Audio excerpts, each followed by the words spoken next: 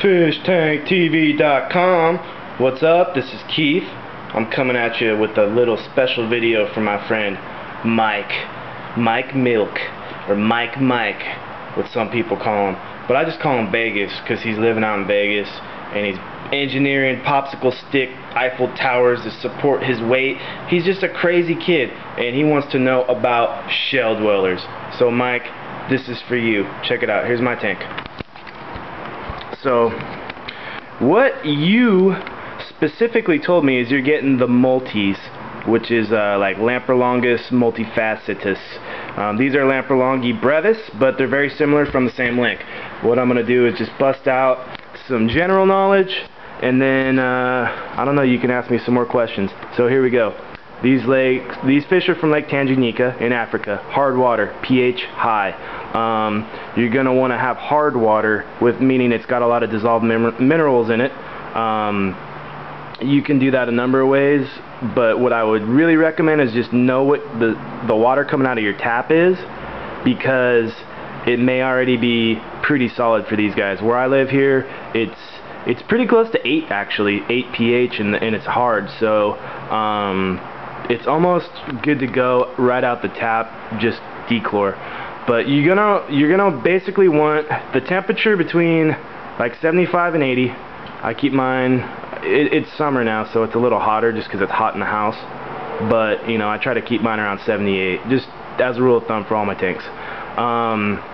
Water parameters, you want your pH definitely alkaline, above 7.0, preferably above 8.0, and up to 9.0. What that means is there's a lot of dissolved minerals, like I said, but also what that means is, what that does is it gives your water a lot more buffering capacity, meaning it can like hold and maintain a steady pH a lot easier than acidic water, which is kind of hard to mess with.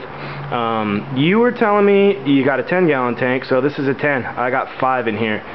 The multis are probably not going to get any larger than the brevis. They max out around 2.5 inches. So I really don't see any reason why you couldn't have 5 or 6 in a 10, provided you have adequate filtration and you do the good water changes, which I think you do already. So you're gonna probably do alright with those. As far as setup, let's talk about shells, okay? When I started this tank, these are the kind of shells I was using. Okay, these ones are turbo snail shells, which is like a saltwater snail. These are okay, they're kind of heavy. These came out of like I went to Michael's, which is like an arts and crafts store, and they had a bag of like assorted shells for like $3, and there was some like this in there. Those worked. I just pulled all the usable ones out, and then a lot of them were not usable. What is that thing? Okay. What you want to stay away from is, this is kind of what came with the deal, but you want to stay away from like spiraling shells, shit like this, where the fish can kind of continuously swim in there and they'll just get lodged in there. You want to keep them kind of open. You know, even something like this, it might be a little hard for them to get out. This one would probably be okay. I would say that the turbo snail shells are solid to start with, but what I did, these are called escargot shells, and this is like the same shit French people eat. It's disgusting, but the shells are the right size. They're actually really roomy for these guys. This is my big male, and this is about how big they're gonna get. So you can see like the shell is about perfect for them. Also, the escargot shells are lighter, which is important because in nature, what this fish does, or all shell dwellers do, is they'll actually dig around their shell and try to reposition it. You can see this one's been dug out a little bit, and you can see they actually got some sand up inside there. So what they'll do is they'll undermine, you know, if they want it to roll this way, they'll start digging the sand out on this side till the shell rolls to the way they want it. And in nature, what they do is actually whatever way the prevailing current is flowing that's going to bring them food, they usually get the opening of their shell kind of facing that direction, so they can kind of just post up in their shell and stuff comes out, they grab it and then they kind of skirt back in.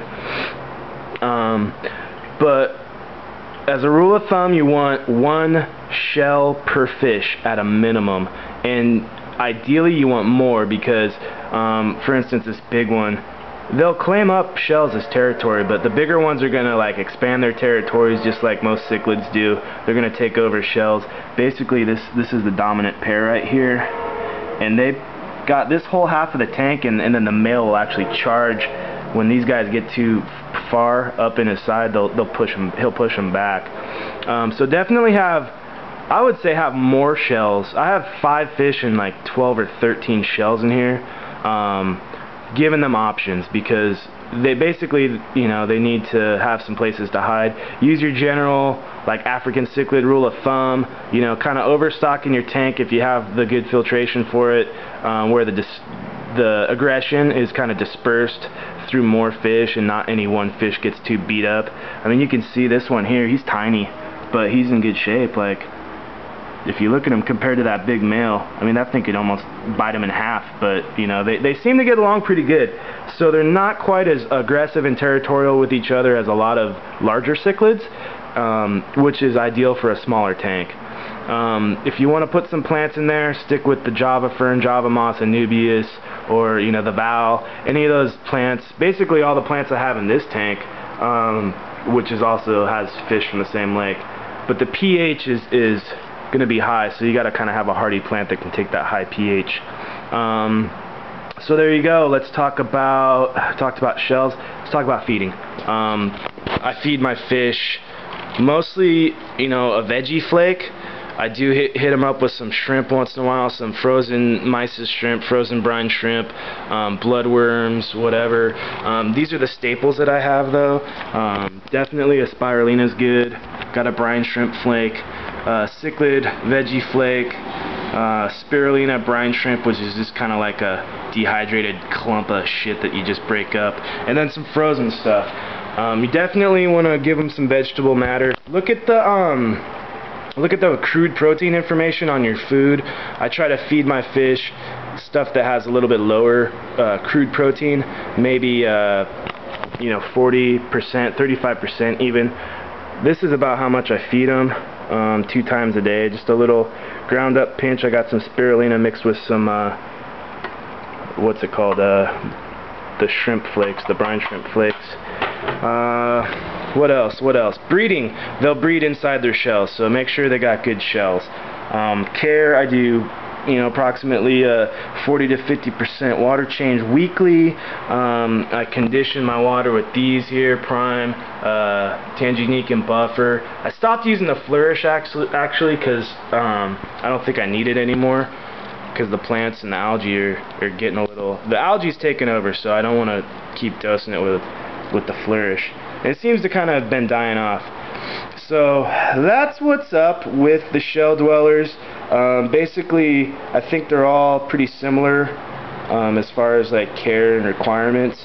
So basically anything that I broke you down right now on these guys, you could apply towards the Maltese, which is a really cool fish as well. I just wasn't able to find any. These are the ones I found.